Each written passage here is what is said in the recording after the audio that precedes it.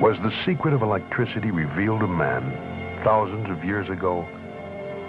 Is it possible that this planet Earth has been visited by travelers from outer space? Did they wander through the throbbing light years of the universe in search of other life and find it here?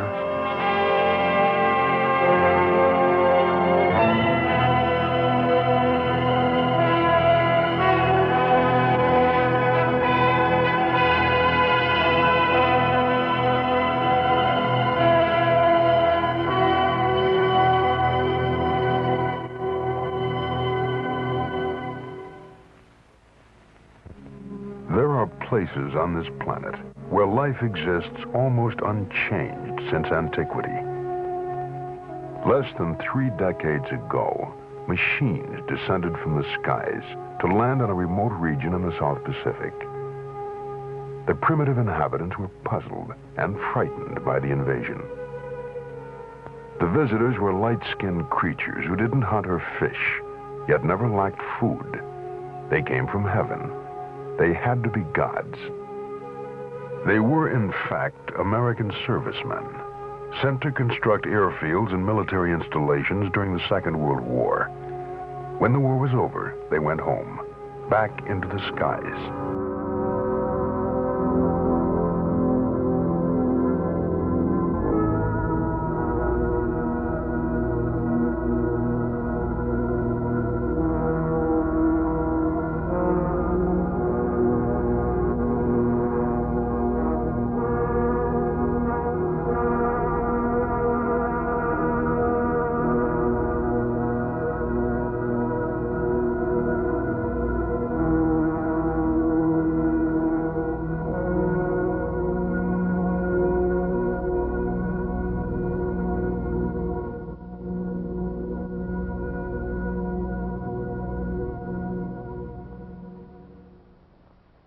Ling Chi, usually translated to death by 1,000 cuts, was a form of execution in China dating back to the 10th century, and aside from how grim this was, it also held a much deeper meaning. If you were sentenced to die this way, it meant you'd messed up in the worst way. Ling Chi was reserved for crimes like treason, matricide, and patricide, or mass killing. The condemned would be tied to a wooden frame of some kind, usually in public, and then it's pretty much exactly what you'd imagine. They'd be cut over and over again until they eventually died. Sometimes the process would be drawn out, sometimes it would be a bit quicker. There aren't a lot of detailed historical records on the exact ways in which this would be practiced, so it would have varied quite a bit, depending on the crime and who was in charge. Not only would this have been a horrific way to go, it was also seen as incredibly humiliating, and on top of that, it was believed that those who died this way would suffer in the afterlife as well,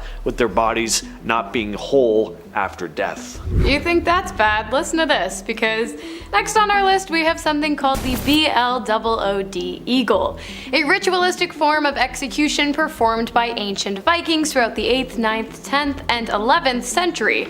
Rough time to be a Viking enemy.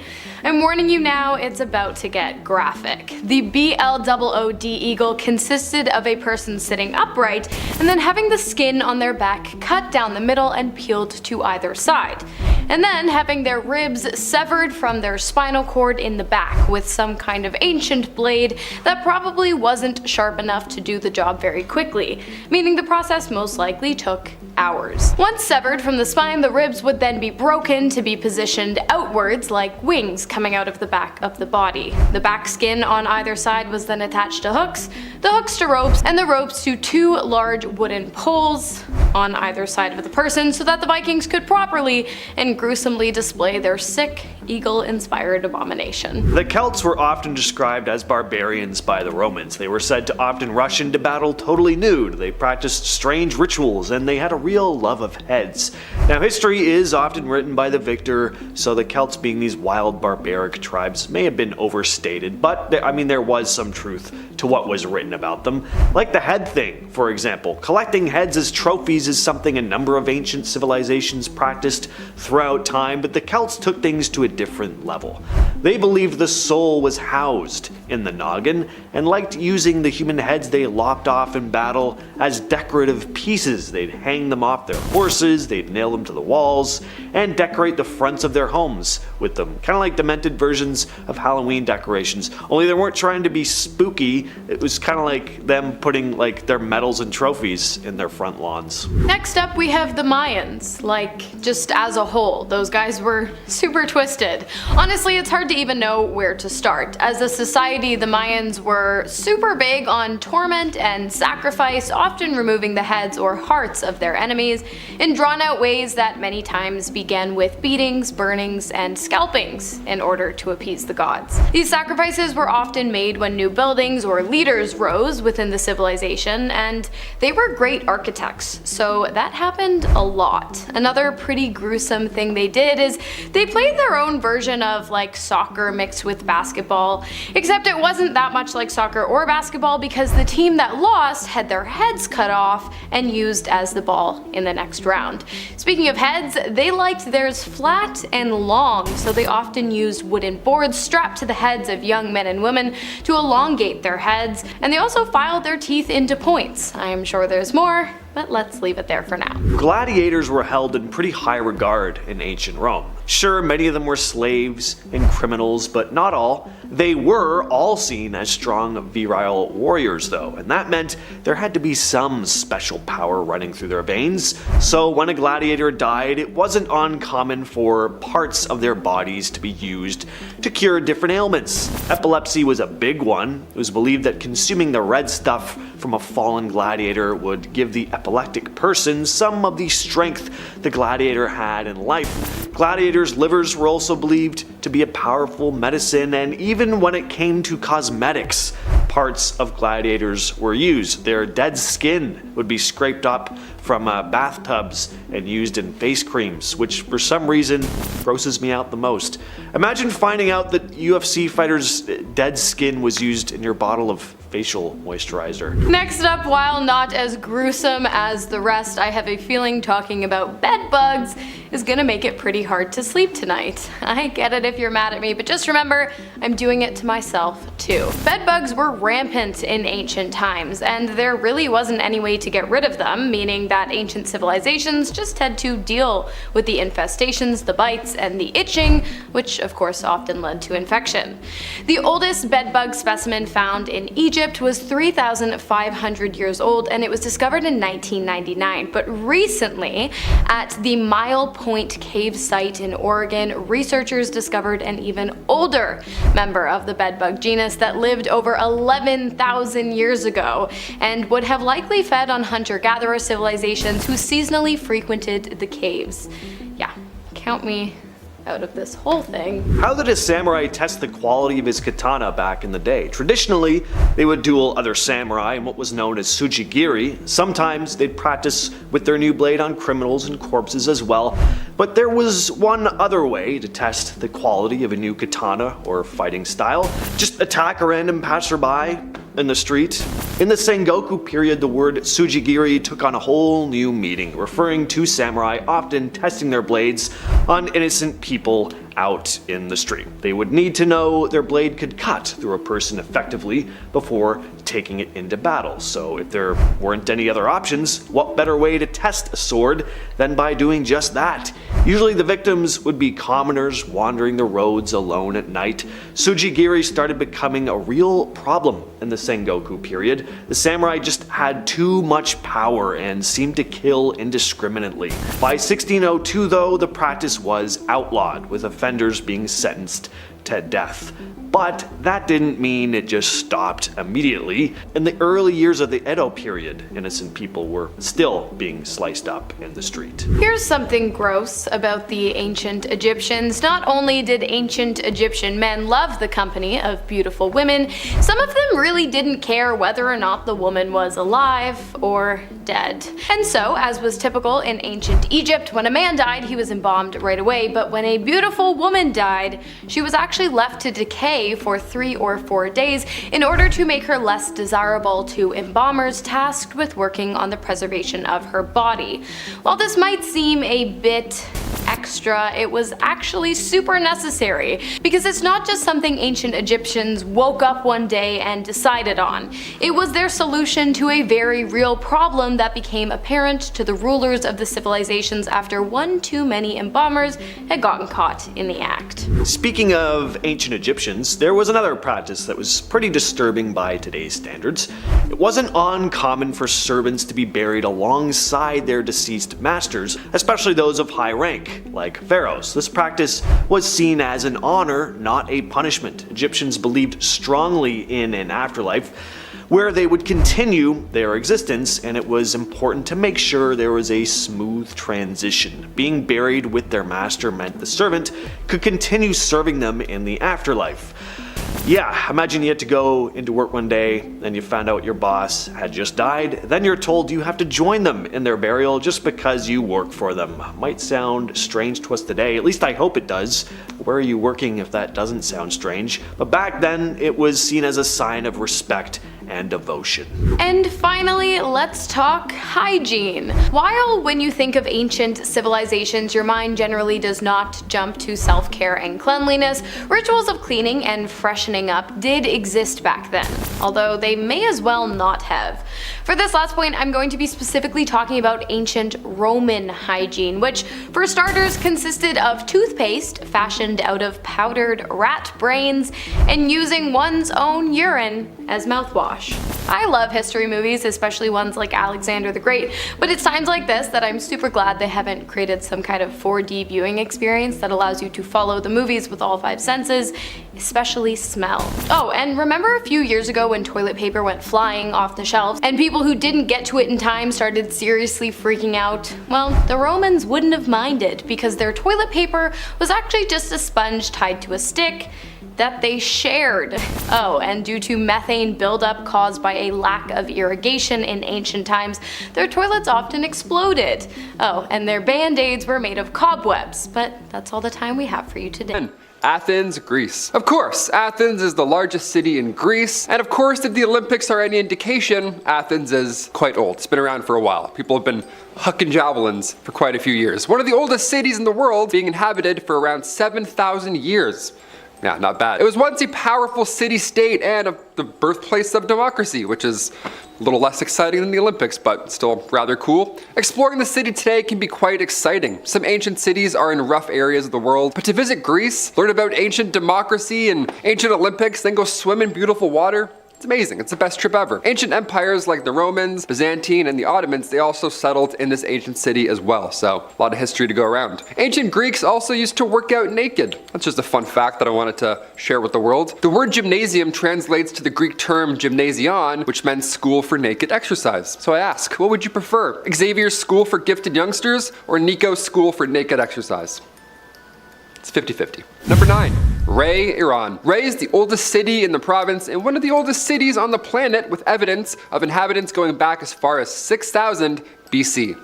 It's like 8,000 years ago. I can't even fathom that. The Avesta are these ancient scriptures of Zoroastrianism. Now, Arabs took control of the city in 641 AD, and it was almost destroyed by the Mongols later in 1220. Now, somehow, after all of that, there's still historical monuments that still stand to this day. And that includes the 12th century Tigral Tower and an excavation site where 7,000-year-old artifacts were initially discovered. That's so old. Number 8.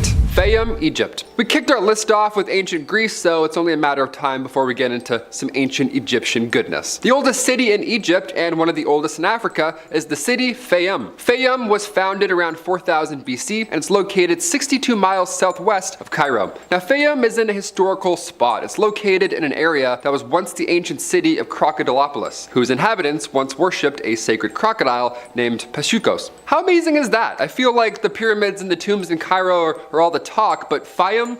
It's an ancient relic. Go there instead. Today, the Fayum is home to markets, mosques, and baths. Worth a visit if you're doing a big trip. Don't forget about sacred crocodiles when planning your itinerary. Pyramids, then crocodiles. 1, 2, boom. Number 7, Helike, Turkey. According to Greek legend, Helike was a place that was destroyed by Poseidon himself, aka the god of the sea, storms, earthquakes, and horses. See, what happened was he was upset because those who resided in Helike were refusing to give their statue of Poseidon, or even a copy of it, to the Ionian colonists in Asia Minor, which is now modern-day Turkey. Our modern archaeology, along with ancient sources, have been able to deduce that an earthquake in 373 BC caused the ground beneath the entire city to completely liquefy, which is, well, that's horrifying. And then from here on, a tsunami then hit and totally engulfed the city, and it's said that this all happened in the span of 1 or 2 hours, which sadly left no survivors. In the 1980s and 1990s, under the direction of archaeologist Dora Katsanapopoulou and physicist Steven Suter, a more accurate location of where Helike may be came to light in 2001, and the ancient city was finally located. Number 6, Caral, Peru. An American history professor named Paul Kossak was absolutely fascinated by ancient settlements, as many of us are. But this passion led him to devoting much of his time to studying in Peru, which has, well, such an incredibly rich history already. In 1948, while in Peru, Paul made the discovery that he's been waiting for his entire life. He came across the dry remains of an ancient city. The remains were carbon dated and placed back to around 5,000 years old. The city of Caral was once home to around 3,000 inhabitants pre-Inca. This was already a thriving location while the pyramids were being built. That's how old the settlement is. It appeared to be quite a peaceful place, as there were no obvious signs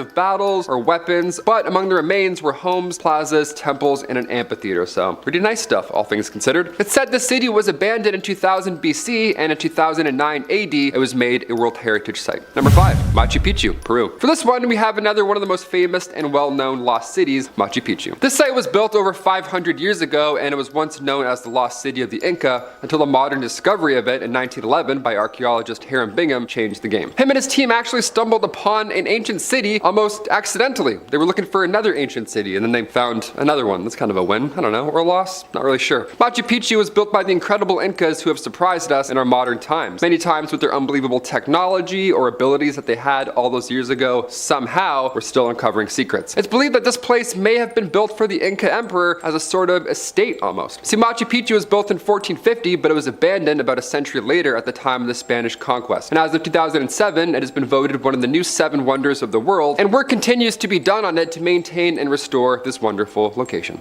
Number 4, Pompeii, Italy. One of the most famous lost cities of all time, the Roman city of Pompeii, was sadly destroyed in 79 AD when the eruption of Mount Vesuvius just went off, and then volcanic ash was then strewn about the city. It's horrible. It's one of the worst things I can think of. Fast forward all the way to 1748 when the Duke of Naples had a summer palace built just 24 kilometers south of Naples on Italy's west coast. Through the construction, as those working on the palace began to dig, they started to come across buildings and streets, and from here on, once news spread, people began to flock into the area, and it was realized what had been uncovered was a lost city, the lost city of Pompeii. Again, you just find an entire city, like, hey, I found a road under here. What's this about? Fascinating. Throughout the Victorian times, people would come and see as more of this town was uncovered, and eventually they found an amphitheater, a forum, houses, and shops. Everything you'd expect a town to have, really. This one was just, covered in hot lava, so untouched for a little bit. Number 3, Skara Brae. This is an area that is located in Scotland, and it was found in an exceptionally surprising way. In 1850, there was this huge storm that hit Scotland, and it was so bad that around 200 people passed away from it. It was terrible. Now, the next day, however, once the storm had eventually passed, residents of the Orkney Isles began to notice that part of a cliff had dislodged, but it uncovered a sort of hidden settlement almost, which is insane. It's like some Zelda temple. We're like, what is this in this isle? Tests were able to date this site back from 3200 BC to 2200 BC, and it was shown to have been inhabited for around 600 years. There were round stone homes there, and the roofs were made of whalebone and peat. It was pretty creative. The design of this little city suggested that there wasn't a hierarchy, but rather a group of people living peacefully as farmers, or herdsmen, or traders, or anything not involving battle. You know what I mean? While the site is small, it's pretty mighty. The houses are in quite great shape for the amount of time that has passed. This little settlement in Europe is the most complete Neolithic village, and while it's older than Stonehenge and the Great Pyramids, it's been called the Scottish Pompeii because of how well preserved it is. Number 2. Sigiriya. In 1831, it is said that Major Jonathan Forbes of the 78th Highlanders of the British Army was on horseback, and on his way back from a journey, that's when he spotted the bush-covered summit of Sigiriya. In the 1890s, archaeological work slowly began on the site, but Harry Charles Purvis Bell, way too long of a name, was really the person who began to start large-scale work on this area. The Cultural Triangle Project, which was launched by the government of Sri Lanka, began to really focus their attention on Sigiriya in 1982, and for the first time, archaeological work began on the entire city. It took a little while, but we got there. Basically, the city consists of an ancient citadel that was built by King Kashyapa in the 5th century. There's an upper palace on the top of the rock and a mid-level terraces. There are moats and walls and gardens that extend out from the base of the rock as well. The location once served as a palace and fortress, but it was abandoned after the king's death. And finally, number 1, Mohenjo-Daro. This is a location whose name is said to roughly translate to a mound of the dead's men. This is one of the world's oldest urban settlements, as it was found and built somewhere around 2600 to 2500 BC. And what is now Pakistan. But it was abandoned as the civilization that called this place home declined. For almost 4,000 years, this site was seemingly forgotten about and the remains of it were undocumented until an officer of the Archaeological Survey of India, R.D. Banerjee, visited the site in 1920 and found a flint scraper, which then convinced him of the site's rich history. And from here, excavations of the site began, and as the 1980s kicked off, it was named a World Heritage Site, officially. Number 10, we have Atlantis. Whether or not Atlantis is real, we just don't know. It's a legendary city that is mentioned in a number of pieces of Greek literature, including by the late great philosopher Plato. It is said that Atlantis was a thriving city filled with affluence and positivity. That was until it sank. Atlantis was said to have sunk into the sea in a single day and night. There has been a lot of speculation as to where the city may be. Many think it may be in the Strait of Gibraltar between Africa and Spain. If Atlantis was real, it would be over 11,000 years old. Did the people sink and drown? We don't know. Coming in at number 9, we have the Mayans. The Mayans were an ancient civilization developed by the Maya people. The population lived in southeast Mexico, Guatemala, Belize, parts of Honduras, and El Salvador. Mayan structures still remain, including Mexico's famous Chichen Itza. The Mayan era began somewhere around 2000 BCE and lasted until around the 8th or 9th century AD. There were 19 million people in the civilization, which was a significant proportion of the world population at the time. Now, we don't know the real reason for the extinction. The most sensible theories include drought caused by overlogging, but there are wilder theories out there. Some think that overfarming meant eventually people starved. Others say that Mayan rulers killed each other in wars, and others think disease was the main culprit. However, there are some pretty juicy articles out there that suggest the Mayans had contact with aliens, and somehow extraterrestrials were their undoing. Sure. A lot of people also think that the answer lies in the blue hole of Belize, an underwater cave yet to be fully explored.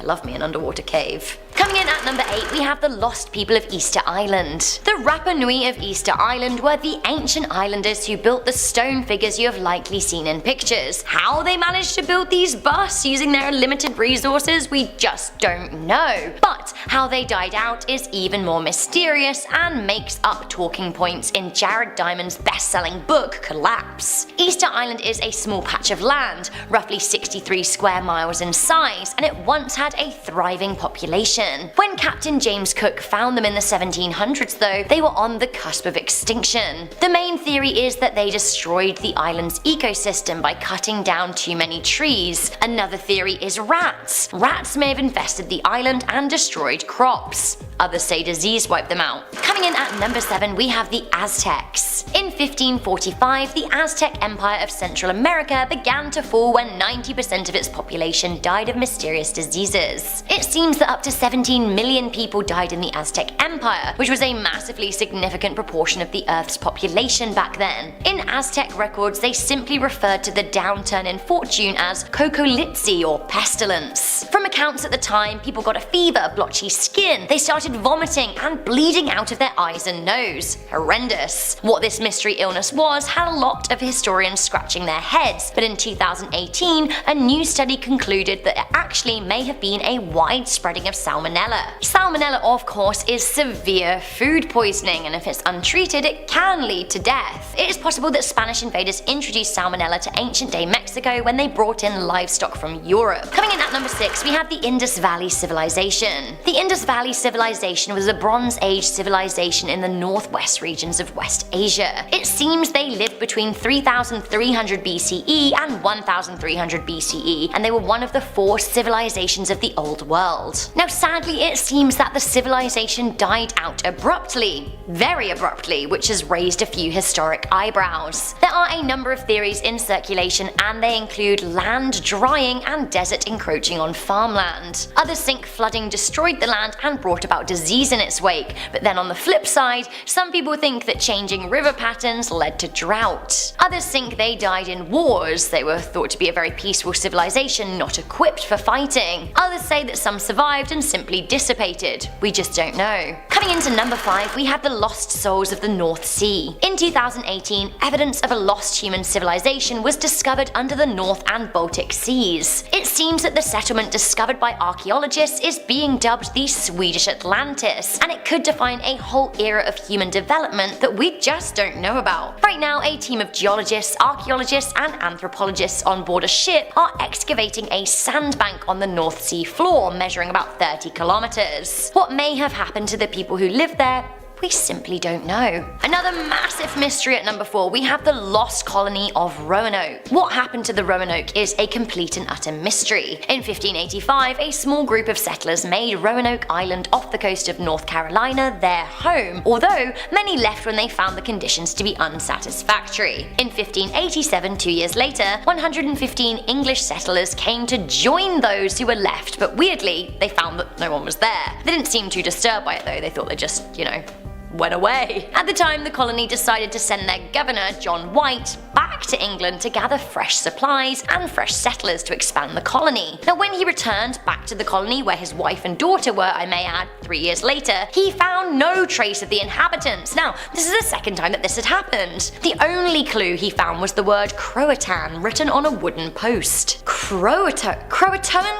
How strange. Where did the settlers of the Roanoke go? They were never ever seen again. Now, some theorists say that they were killed by a Native American tribe, although the fact that there was no trace of their bodies is very suspicious. There was no trace of a fray either. Others say they decided to sail back to England for some reason or another and they got lost at sea, although why would they not leave a message letting their returned governor know? I just don't know. It's very deeply unsettling that this happened twice. Were they simply abducted? Did they just vanish into thin air? Was it a time portal? Coming in at number 3, we have Under the Ice. Some theorists believe that there is an ancient civilization trapped under the thick ice of Antarctica, and it may well be the case. Antarctica didn't always used to be frozen. Now the deep freeze started happening around 23 million years ago. 160 million years ago it separated from Africa, and back then it was by and large a pretty hospitable place to live. We know that the first humans as we know them came from Africa, but what if before that they were living in the area of land that used to be connected to Africa and then became Antarctica, but we'll never know about them because they're buried under ice. It's a theory for sure. Now some people think that they have spotted man-made structures under melting ice in Antarctica, which may be the evidence that theorists have been looking for. Coming in at number 2, we have the Martians. It has long been suspected that there was once life on Mars. While all of the scientific evidence we currently have seems to refute that, some people are convinced that the now very, very cold planet was once able to house life. They think that the Viking spacecrafts and the former Mars rovers Spirit and Opportunity even captured it on film.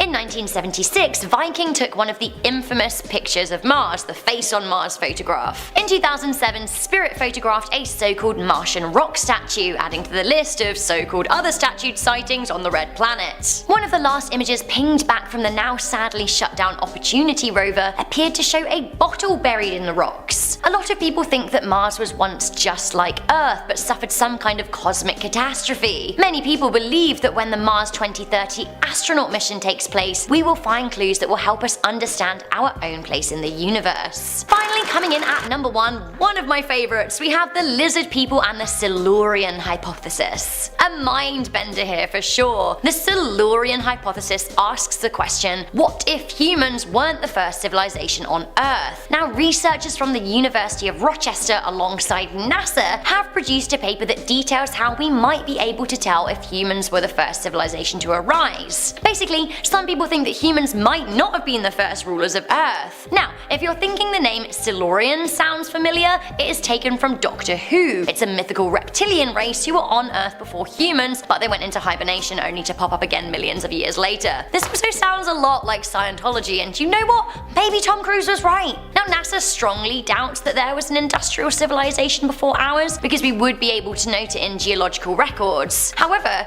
the Earth's crust is pretty thick, so perhaps all of the rocks and glaciers that we've studied are only telling part of his story. Perhaps even deeper down, there are scary mysteries waiting to be unraveled. Land brings us to number 10. Many people believe that the missing island of Aztlan is where the Aztec people began to form as a civilization prior to migrating to Mexico. There were a lot of tribes and hunters and gatherers, and Aztec people ruled a large empire in central and southern Mexico in the 15th and early 16th century. Since then, we have gathered a ton of information about how they used to live and what they accomplished, but little is known about their origin story. Aztlan is believed to be a mystical land, but a ton of others believe that this location exists and one day we will physically find it. There have been countless searches for this island, but we haven't been able to find it yet. If the lost city of Aztlan is found, we would uncover an insane amount of history and culture. Well, you know what? I hope this day comes sooner than later. Number 9 takes us over to Lion City in China. This place is often referred to as China's Atlantis City, and that's because this lost city is sitting at the bottom of a lake. This was once a thriving city that was known all over China. It can only be visited if you plummet 100 feet below sea level. And no, this city wasn't lost due to natural causes. This ancient city disappeared due to hands of humans. Although it sits deep underwater, it's still miraculously fully preserved. All of its structures, statues, memorials, and archways are still perfectly intact. It was rediscovered about 2 decades ago, and since then divers have been repeatedly making trips below to the surface to marvel at this beautiful lost city. Dwarka brings us to number 8. According to the local folklore in India, this was the hometown of Lord Krishna, and this place was believed to be an old wives' tale until the ruins of the city were discovered 131 feet below the ocean. These amazing ruins were found beneath the surface of modern day Dwarka, and the beauty of this city has baffled everyone, including experts. Marine archaeologists have found sandstone walls, a grid of streets, and remains of a seaport. They believe that the city was built 9,000 years ago. It's just amazing that we were able to discover the city that seems like it only existed in folklore. I wonder what else is out there just waiting to be discovered. The medieval city of Jolfur is in at number 7. It's believed that Jolfur exists somewhere in the United Arab Emirates, and Jolfur used to be a thriving city for thousands of years. It acted as a port and commercial center before it fell into ruins and disappeared from history for almost 2 centuries. Part of the city was actually discovered by archaeologists in the 1960s, but historians are still baffled by the fact that most of Jolfur still remains hidden under the sand dunes. Maybe one day we'll be able to excavate the entire city and explore Jolfur even deeper. The lost city of the Z climbs onto this list at number 6. This highly mysterious city is believed to be somewhere in the jungles of Brazil. Apparently it is composed of a complex civilization, but because it is so isolated, it has never been properly documented or reported on. In 1925, an explorer named Percy Fawcett headed towards the jungles of Brazil to find this lost city called Z. But once his expedition started, his team vanished without a trace while searching for it. Despite countless rescue missions, Fawcett and his team were never found, and this location still remains a mystery to this day. I'm guessing with the wildfires in the Amazon, this city could have been destroyed, but hopefully one day the legendary city of Z will be found. This is where they sang. It's astonishing. It's just a pity you couldn't see it intact. Number 5 brings us to Angkor. Located deep within the Cambodian jungle, there is a huge medieval city that was hidden from us for centuries. But thanks to new archaeological tools and techniques, we are now able to explore this once lost city. It took over a century of grueling hard work to fill in the map, but now the lost city of Angkor is slowly beginning to reappear, but there are still a ton of blanks that need to be filled in. From what we have studied, Angkor has a ton of secrets, including an elaborate network of temples, boulevards, and it has a bunch of sophisticated waterways that spread across the city. I'm so curious to know what this city was like centuries ago. I find this stuff so interesting because, well, we can really evaluate how we've evolved and how architecture has changed throughout time. I mean, I went to school for architect, and so I'm just so fascinated with buildings. Diving down into number 4, we have the city of Atlantis. It was first mentioned by the ancient Greek philosopher Plato more than 2,300 years ago. Atlantis is one of the oldest and greatest mysteries in the world today. According to Plato, this kingdom existed 9,000 years before his time, and one day it mysteriously just disappeared. Even after spending years of researching Atlantis, the truth about this strange city remains a mystery, and that is why we are so fascinated with finding its location. So where could it be? It's believed that the city sunk into the sea after an earthquake or a tsunami somewhere in the Atlantic Ocean, but others believe that Atlantis is just a myth. As of today, there is no scientific evidence that proves, whether or not this mysterious city exists, but maybe Atlantis is somewhere at the bottom of the sea just waiting to be rediscovered. Let me know what you guys think. I think Atlantis is real.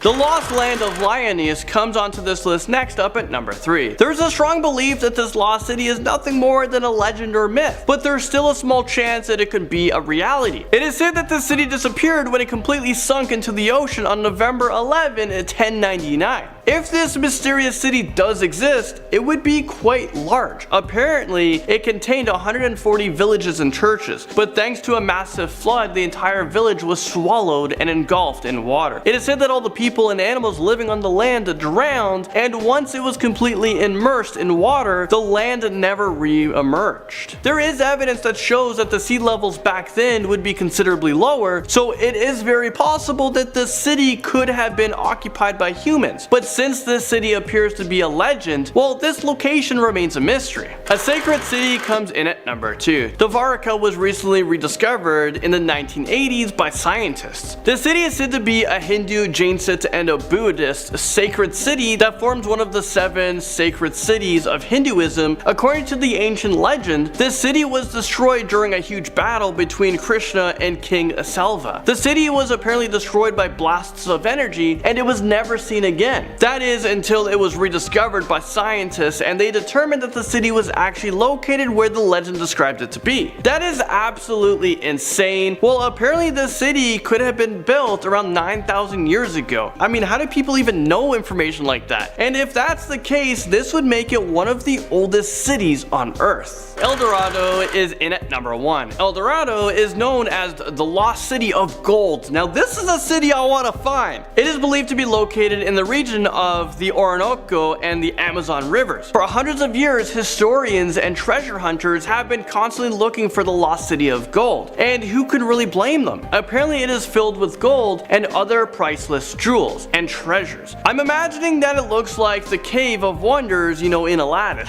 But sadly, the city of gold remains a mystery, and there's no physical evidence that this place actually exists. And I'm sure if someone found it, they're not going to tell people about it, and it probably took all the gold or selling it on the black market, maybe a few coins on eBay or Amazon. Can you sell money on Amazon? I don't know. I'm going to search. El Dorado.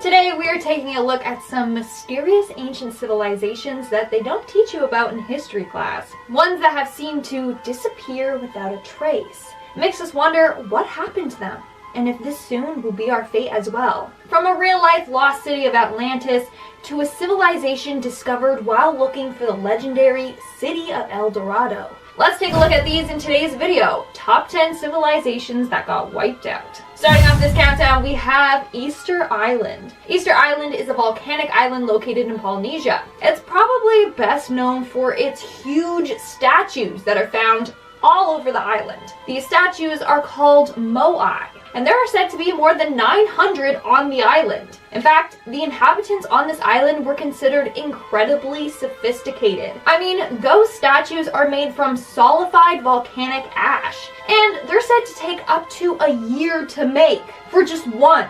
So how did they manage to build hundreds of them? We don't know. Now, research suggests that their methods of living weren't sustainable, so it's estimated that they settled on the island between 700 to 1200 AD. At its peak, the island held 12,000 people, but eventually they used up all of the island's resources and had to move on. That led to the loss of the island inhabitants and their society. Coming in at number 9, we have Çatalhöyük. I'm so sorry if I pronounced that wrong. This is considered one of the first urban settlements in the world. And of course, before I go any further, make sure to give this video a big thumbs up and subscribe to our channel because it really helps us out and I appreciate it. So this civilization was created 9,000 years ago. It's located in modern-day south-central Turkey. Back then, there were 8,000 people that lived together in one big town. What's interesting is that the civilization had no streets or roads. In order to travel around town, they actually traveled along people's roofs. Let me explain. So the houses were built right up against each other, and they had holes in the roofs and a ladder. So to enter the home, you would go into the hole and then climb down. To get around, you would walk along the roofs. Pretty fascinating if you ask me.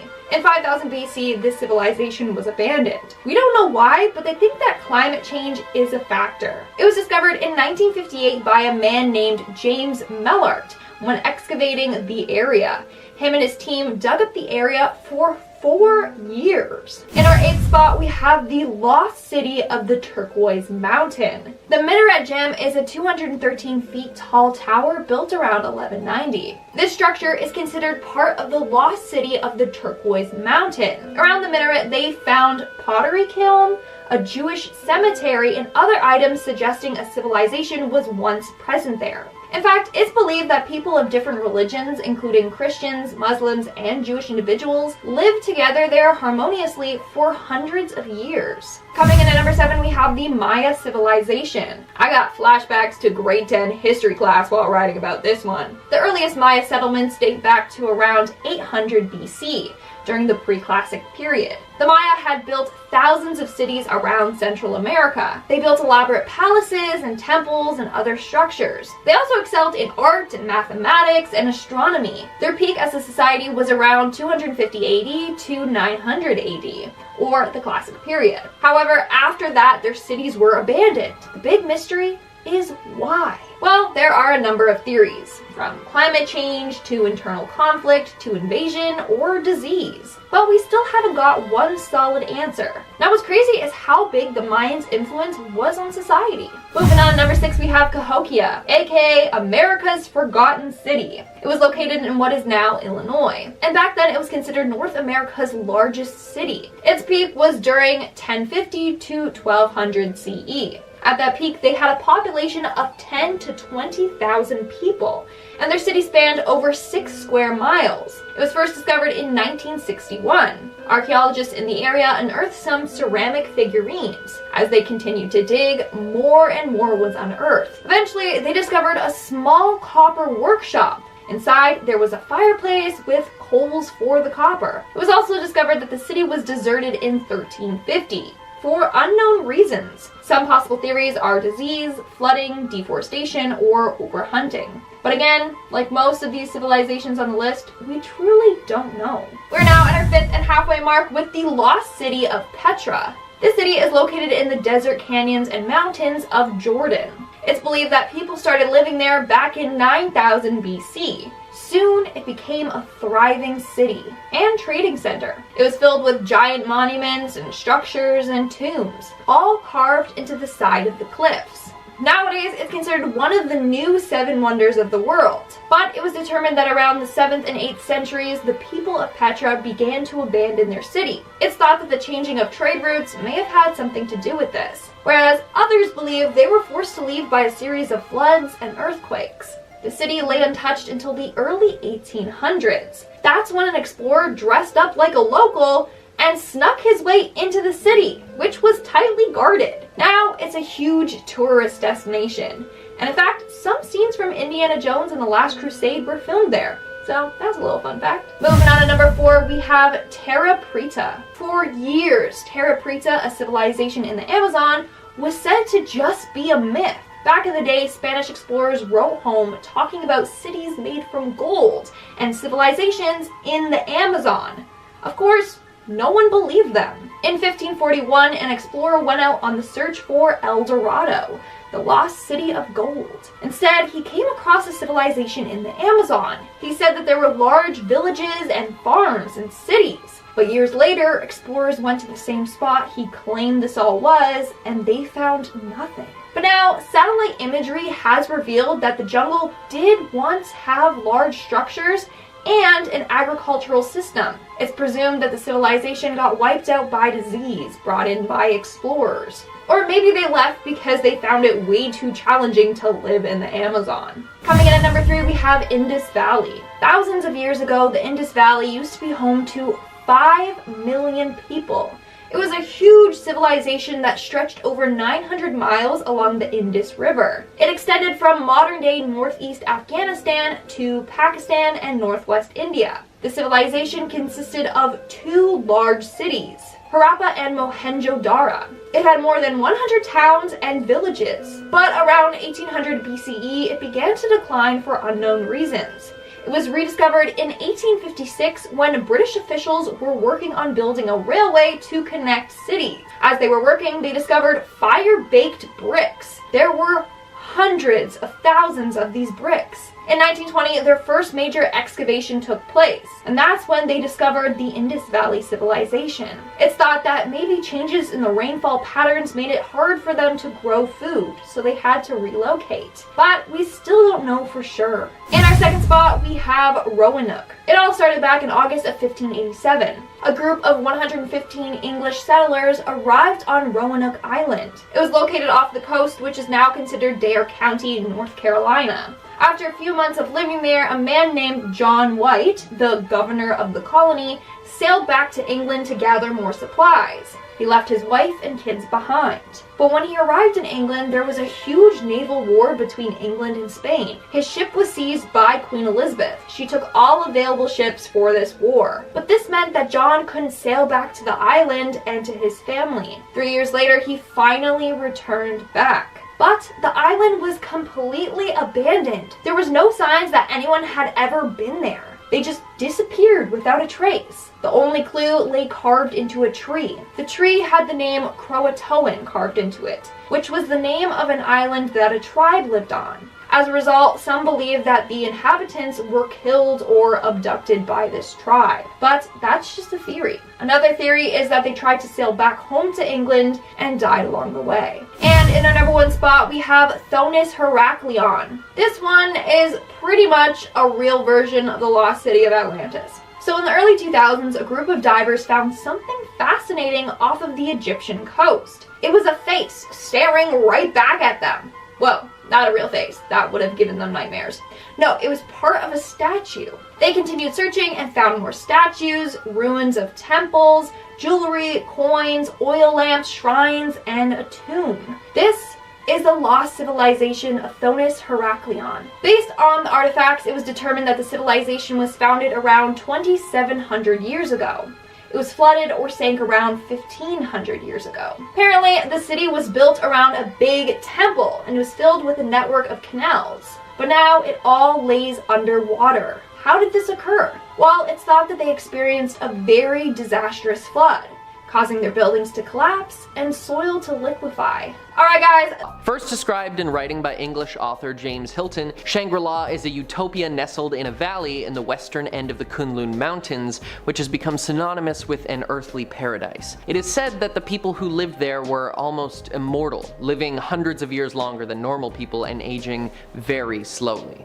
Hilton was the first to call it by this name, but ancient Tibetan scriptures mention 7 such places, which were created to be sacred places of refuge for Buddhists in times of strife. The name seems to come from Shang, a district in southern Tibet, Ri, the Tibetan word for mountain, and La, meaning pass. Therefore, Shang Mountain Pass is believed to be the place where the mythological city exists, but that hasn't stopped other places from claiming the title. In 2001, a county on the northwestern part of the Yunnan province in China renamed themselves Shangri-La County, though many dispute their claim, since it seems that Hilton actually traveled to a place called the Hunza Valley, located close to the China-Pakistan border, which is an isolated green valley surrounded by mountains enclosed on the western end of the Himalayas, so it fits the description pretty well. But the people there actually seem to age faster due to increased ultraviolet radiation on the higher altitude areas, so the jury's still out on that one. Before we get to number 9, folks, be sure to hit those like and subscribe buttons. It helps us out so that we can keep bringing you the most amazing videos. Number 9, California. Now, I know what you're thinking. Connor, if California isn't real, then where does Mickey live? Well, I'm not talking about that California. I'm talking about the place the state was named after. In a Spanish novel published in 1510, a place akin to the Garden of Eden or Atlantis was described by the author as a mysterious island, quote, to the right hand of the Indies, entirely populated by women and had no metal other than gold on it. It was ruled by Queen Khalifa, which is where the island got its name, California. When Spanish explorer Hernan Cortez came to North America, he thought that he'd found the mythological place off of the mainland of America, because there appeared to be an island, when really it was only the bottom peninsula of the state across the Sea of Cortez, which was named after himself. But Cortez was obsessed with the story, and since this island was technically to the right of the Indies and had so much gold on it, you can see how the name came to mind, and thus California was found. Well, they explored north and realized that it was not in fact an island. That didn't stop Cortez and others from drawing it as one on maps for hundreds and hundreds of years. YouTuber Johnny Harris actually has a fantastic video all about that if you want to hear more. But for now, the location of the storybook version of California still remains a mystery. Number 8, Thule. Stepping into Norse mythology, which has some of my favorite stories, Thule is a cold and peaceful place where they had months with no sunlight, said to be located between Scandinavia and Iceland. The ancient Greek explorer Pytheas was the first to write about Thule during his travels around 330 BC. He was also one of the first to describe the effects of the moon on the tides and to estimate the length of the British coastline, and was a specialist in longitude and latitude. Some scholars believe that Thule is just another name for what is now called Norway, while others think that it is truly a lost island off the coast of Iceland. The Germanic tribes in Thule allegedly showed Pytheas around their homeland and explained that in the winter, the sun did not rise at all, but in the summer, there was no night. Number 7, Camelot. Known as the court and castle where King Arthur reigned, Camelot first appeared in 12th century texts and eventually became synonymous with Arthur and the world that surrounded his stories. Some people believe that the place is entirely fictional, but many more still have attributed it to other places in Great Britain where castles still remain standing. Debate has been going on since the 15th century about the location of the beautiful capital of Arthur's kingdom, and we may never know the true location where Merlin and the Knights of the Round Table called their home. Number 6, Leonese. Sticking in Arthurian legend, Leonese was the home of the hero Tristan, and was said to have been lost to the sea. The story of Tristan and Iseult sees the two traveling across the kingdom from Ireland to Cornwall to deliver Iseult to Tristan's uncle for marriage, but the two unknowingly drink a love potion and fall for each other, having to endure many battles to save their love. The kingdom was supposedly located on the Isles of Scilly, and the 140 islands that exist there now are apparently just the hilltops of the now sunken kingdom off the coast of Cornwall. There is evidence to suggest that water levels were remarkably lower at the time, and that in the last 3,000 years there have been enough submergence that this lost kingdom could still exist in the water below. If they ever made a movie about Tristan, I wonder if they'd get Liam Neeson to play the Leonesian. Number 5, Aztlan.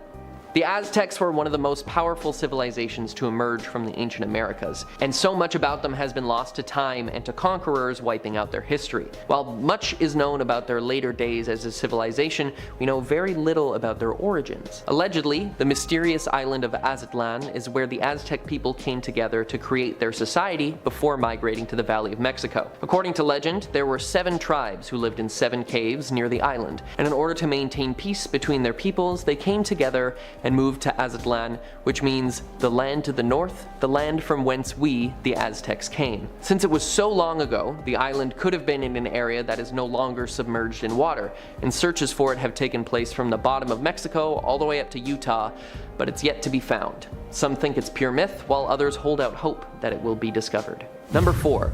Julfar. Home to the legendary Sinbad the Sailor, Julfar is one of the most famous cities of Arabia that has been lost to the desert. Located near the now super modern Dubai, Julfar was the hub for the entirety of the southern Arabic trade in the Middle Ages, because unlike other lost desert cities, Julfar was a bustling port town. Now here's the cool part, this city has actually been found. In the 1960s, archaeologists discovered signs of settlement and civilization dating all the way back to the 6th century, and have since found countless residences, shops, and items which have helped us unearth the mysteries of this lost city. This find was very important because it helps historians fill out the timeline of the area, showing how neighboring towns received goods and made trades, as there were few port towns described or found before. Number 3. El Dorado. The very idea of a city made entirely of gold is enough to fascinate people. Add in the fact that the place has been lost and is awaiting a brave explorer to discover it, now you've got a legend. The origins of the tale come from the Muisca tribe in Colombia, and El Dorado doesn't actually refer to a city, but to the king at the center of the city or the society. The Muisca tribe had an affinity for golden treasures and often used them in rituals for their gods, and one of their most important rituals was conducted when they got a new king. The king would be stripped naked, covered in gold dust, and set on a raft adorned with gold and jewels to the middle of Lake Guatavita. The townspeople would then throw golden coins and trinkets into the lake to appease the gods, and the king would wash the dust off of himself in the lake, after which he was known as the Gilded One, or El Dorado. In 1545, conquistadors attempted to drain the lake to find the lost treasures and found gold along the edges of the lake, proving their theory. They used bucket chains to drain as much as they could, but they couldn't reach the center.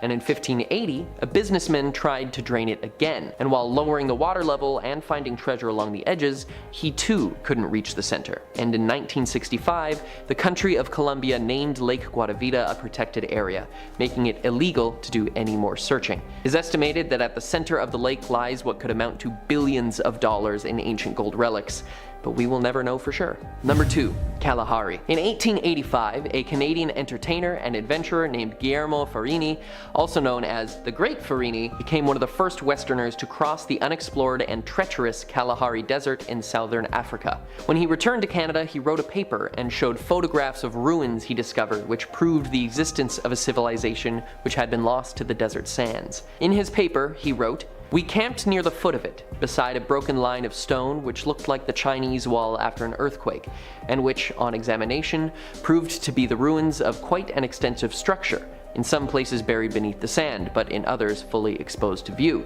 He continued on to say, "We traced the remains for nearly a mile, mostly a heap of huge stones, but all flat-sided, and here and there the cement perfectly plainly visible between the layers.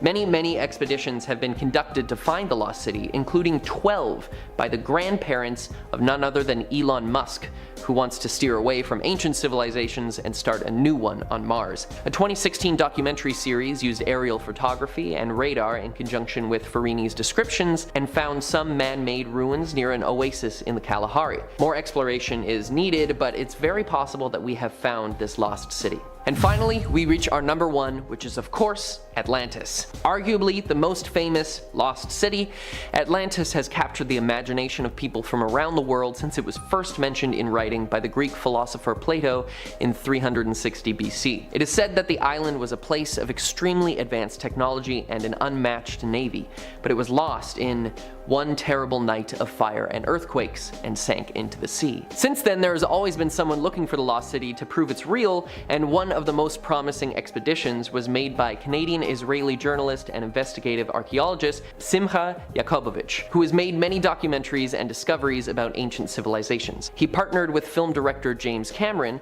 and used Plato's text and new emerging technology to find some incredible evidence on the sea floor. 6 Bronze Age stone anchors off of the coast of Spain in the Strait of Gibraltar, one of the areas believed to be the resting place of Atlantis. One of the other main theories is that the Atlanteans were actually the Minoan civilization on the island of Santorini, Greece. Around 3,600 years ago, the Thera eruption occurred and the island shattered, and it, as well as the Minoans on it, were lost to the sea. With the location and the way the island was lost being so similar to Plato's descriptions, this seems like a great candidate for the lost city of Atlantis. Scene script. Want to see more videos like this one? Check out this video next. It's about real-life locations that might actually be the entrance to hell. Click the video now to find out more. See you guys in the next video.